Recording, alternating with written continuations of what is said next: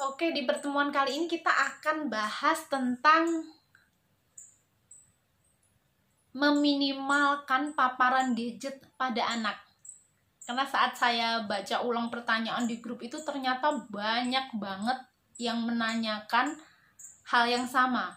Bu Endah, namanya juga lagi pandemi COVID, ya mau nggak mau anak terpapar gadget. Ada yang usia 5 tahunan, baru kelas TK gitu. Kalau minta HP nggak dikasih, nangis kejar. Beberapa mainan yang di dekatnya atau digantiin apa, ditendang, dilempar. Terus gimana solusinya? Sebenarnya solusinya gini. Kita harus tanamkan di konsep kita untuk kita lebih kreatif lagi. Kita harus mengemas aktivitas di rumah itu menjadi aktivitas yang menarik buat anak. Karena mau nggak mau kita harus melibatkan semua aktivitas di rumah biar anak terlibat. Stay at home mah, jadi di rumah mah. Jadi gimana caranya kita nyeting ini, aktivitas ini tapi menarik buat anak, dan paparan gadget bisa kita kurangin pelan-pelan. Misalkan nih, anak lagi pegang HP. Misalkan Naira ya. Kemarin ada yang nanya, Naira gitu, usianya sekitar 4, ada yang 4-5 tahun, range-nya segitu. Gimana gitu.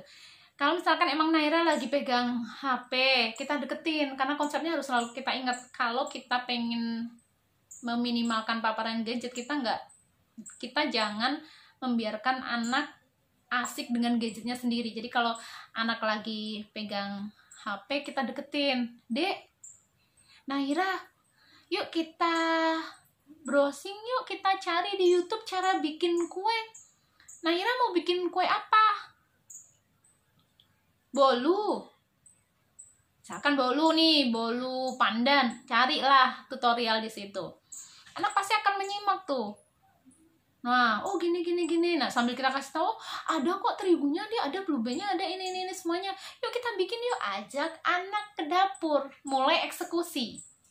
Libatkan anak dari tahapan awal, menakar berapa terigunya. Terigunya 10 sendok, Dek. Coba takar yang benar sambil dihitung ya.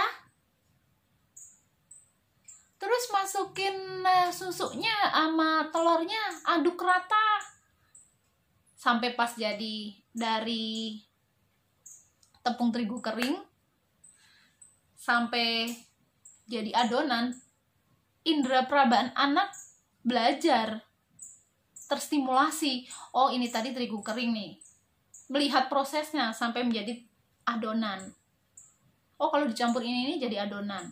Terus proses nambahin pewarna makanan hijau, bolu pandan kan tadi ceritanya. Oh, ada perubahan warna, pasti anak lebih seneng lagi. Terus selalu libatkan anak. Dek, ini kurang nggak warna hijaunya?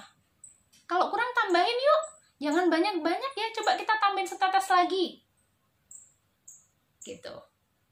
Jadi selalu libatkan anak dalam aktivitas sehari-hari, tapi kemas itu dalam aktivitas yang menyenangkan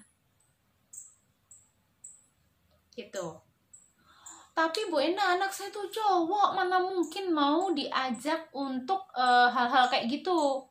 Ya kalau misalkan dialihkan ke arah masak, nggak tertarik, kita bisa cari cara yang lain. Misalkan anak lagi main PS nih, lagi asik-asik gitu, kita bisa arahkan, Dek, daripada main bola di PS kayak gitu, kalau misalkan kita adu penalti gimana? Bikin gawang lah di rumah gitu, terus adu penalti sama anak. Coba nanti banyakan siapa yang ngegolin ke gawang. Ajak permainan yang kompetitif, apalagi anak laki pasti seneng banget. Jadi intinya di sini gimana kita asah pemikiran kita, ide-ide kita biar lebih kreatif lagi. Jadi anak akan mulai ngerti, oh ada permainan yang jauh lebih menarik daripada cuman main HP. Gitu.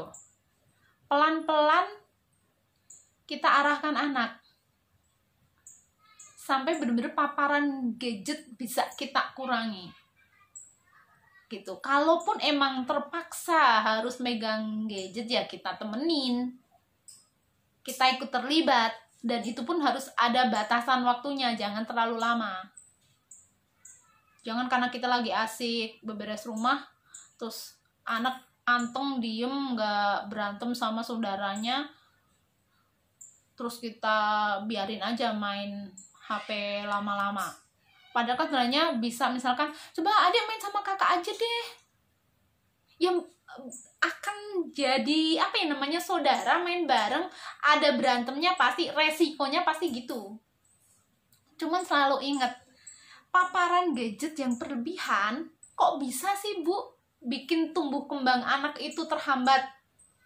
Konsepnya harus selalu diingat, Mam. Saya sering banget ngingetin di grup, saat anak bergerak dengan komponen gerak yang benar, itu otak terstimulasi. Jadi kasih kesempatan anak untuk bergerak. Tapi kalau anak terlalu sering terpapar gadget, diem aja, matanya mantengin layar, jarinya ketik-ketik main game, atau matanya cuma ngeliatin channel YouTube yang biasa dia lihat, itu pasif. Jadi jatuhnya keterampilan gerak fisik gak akan terasah. Bahkan bisa jadi kontrol emosinya meledak-ledak loh kalau terlalu banyak terpapar gadget. Kayak misalkan baru dipanggil, Dek, padahal kita manggil mau nawarin camilan. Dek, coba sini, mau camilan nggak? Apa sih, Mam? Terus ada juga yang sampai saat asik main gadget, usia masih sekitar 5 tahunan ya, sampai ngompol loh, gak berasa loh, tetep aja asik main gadgetnya. Awarenessnya, kesadaran dirinya kemana gitu loh, saking asiknya dengan mantengin ke HP. Jadi harus selalu ingat, tetap kita akan berproses pelan-pelan untuk mengurangi paparan gadget, dan itu nggak bisa instan. Terus satu hal lagi yang benar-benar harus kita ingat, anak itu belajar dari sekeliling. Kita harus mulai koreksi diri nih, apakah kita juga terlalu sering pegang gadget saat di dekat anak? Misalkan anak lagi nanya ke kita, minta apa, terus kita jawab sambil kita ngetik di HP. Gak enak banget loh itu. Ya, jadi kita juga sebagai orang tua harus koreksi diri, membenahi pola-pola keseharian kita juga.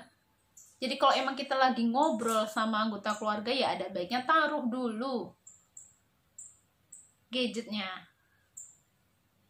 fokus ke yang ngajak ngobrol kita, apalagi anak. Jadi jangan sampai anak belajar dari sikap kita, kayak gitu tuh biasa kok, mama papa juga kayak gitu. Jadi intinya dicoba dulu tips yang ini. Nanti kalau sudah dicoba ternyata masih ada kendala, masih susah, kita akan diskusikan di pertemuan selanjutnya. Kalau ada yang mau ditanyakan juga boleh, silahkan ke WA atau komen di bawah, atau bahkan kalau ada masukan buat grup kita, monggo silahkan. Untuk kali ini cukup sampai di sini. Semoga tetap semangat dampingin anak di masa pandemi. Semoga bermanfaat. Terima kasih.